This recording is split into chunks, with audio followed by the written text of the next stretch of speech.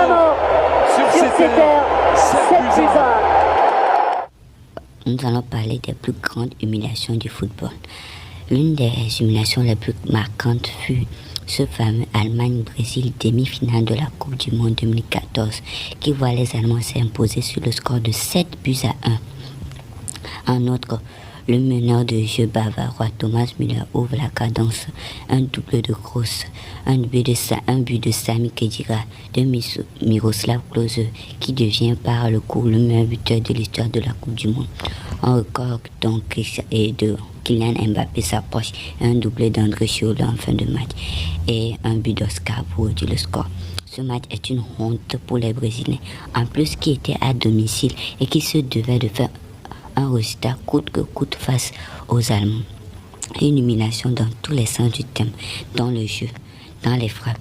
Même les occasions que les Brésiliens se sont procurées n'ont pas réussi à marquer puisqu'on a eu un New York extraordinaire. On voit les supporters brésiliens dépités, tristes, dans une amertume incommensurable, une tristesse indescriptible.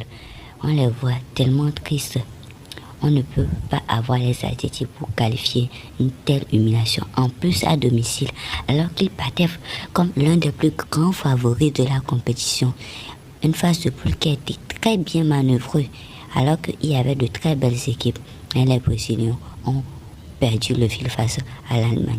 Ils ont été totalement ravagés, totalement anéantis. Ils n'ont rien vu. Alors que l'équipe même alignée est une très bonne équipe, mais qui n'a pas pu faire le poids face aux Allemands. Mais dans cette même Coupe du Monde s'est déroulé un autre match.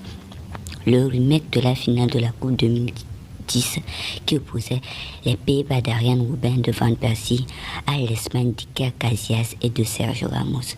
Match qui s'est soldé sur le score lourd de 5 buts à 1 pour les Néerlandais qui n'ont fait qu'une bouchée des Espagnols. Alors que le match a si bien commencé pour les Espagnols qui ouvrent le score grâce à un penalty de Xavi Alonso. Mais par la suite, c'est l'humiliation. L'humiliation dans tous les sens du terme. Les Espagnols ont perdu le fil. Tout d'abord, un coup de tête magique de Robin van Persie qui permet aux Néerlandais d'égaliser. Robben qui claque un double, notamment ce deuxième but où il dribble totalement Casillas qui est dépité, qui ne peut rien faire et qui s'incline devant la magie du numéro 10 du Bayern de Munich. Et on a vu aussi un doublé de Van Persie, des erreurs d'inattention entre Ramos et Piqué qui ont fait du n'importe quoi durant le match. Durant cette même Coupe du Monde encore, l'Allemagne a fait une bouchée d'un autre grand d'Europe. Il s'agit du Portugal de Cristiano Ronaldo qui n'a rien pu faire face à l'orgue allemand qui les a ravagés sur un score de 4 buts à 0. À cette époque, Müller était pressenti comme le plus grand talent du monde, auteur d'un triplé et un but de Mats Hummels qui a scellé le sort du match. Alors que le Portugal avait une très belle équipe composée de Nani, de Cristiano Ronaldo. Mais ils n'ont rien vu. Ils n'ont rien vu. Ils ont été malmenés. Ils ont été chicotés. Ils ont été fessés, lapidés, dépités. Ils n'ont rien vu dans le jeu. Et à noter aussi le mauvais match de Pépé qui s'est pris un carton rouge après une altercation avec le Golden Boy de la Coupe du Monde qui était Thomas Müller à l'époque, un joueur fantastique qui est là dans toutes les grandes humiliations on dirait.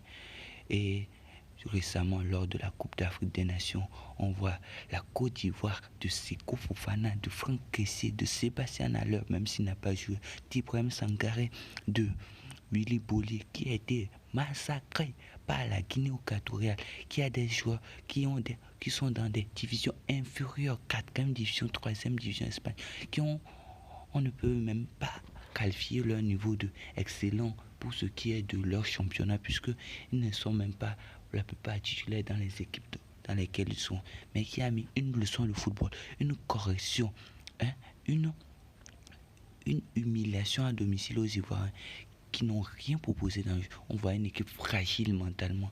La Guinée équatoriale a mis un score de 4 buts à 0. 4 buts à 0 à la Côte d'Ivoire. 4 buts à 0, c'est-à-dire, je ne vous parle même pas des buts, puisque le 4e but où la défense de la Côte d'Ivoire ne faisait que reculer. Aucune force mentale des bébés sur le terrain, pas de courage, on ne sent aucun courage, il n'y a pas de guerriers sur le terrain. Et encore, le premier but où il laisse filer le joueur de la Guinée équatoriale. Et mention spéciale aux Algériens qui sont des produits du tocarisme, qui ne foutent rien. Coupe d'Afrique des Nations, premier match face à l'Angola, ils se devaient de gagner ce match. Ils savaient bien jouer en plus et perdre. Et 2 points, ils perdent 2 points inutilement. Et leur match contre la Mauritanie, ça, c'est une équipe qui n'a aucun mental, une équipe qui n'a aucune force d'esprit, une équipe qui ne peut pas tenir sous pression. Une humiliation. Comment ils peuvent perdre face à la Mauritanie? Abonne-toi et lâche un pouce bleu pour savoir un peu plus sur le foot.